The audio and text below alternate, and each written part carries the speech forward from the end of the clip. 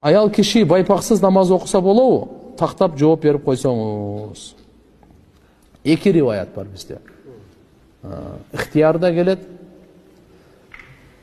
Бул тамам бар го, пут ашыктан ылдый жагыч. Ушул намазда аврат эмес, намаздын сыртында аврат дейт да. Кээ бир девиаторлор жок, бул дагы аврат дейт буга. Ошон үчүн этияттуулук үчүн путту жаап жөнүнө носки кийип окуш керек. Аял кишилерге. Үйдө деле. Бирок ушуга чейин мисалы носкиси жок эле окуп жүрсө, кыжалат болбосун.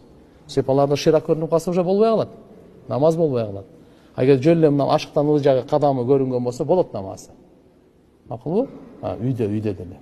Бирок азыркысы этияттуулуктун фатвасы эме носки кийип ушундай жаап окусун да.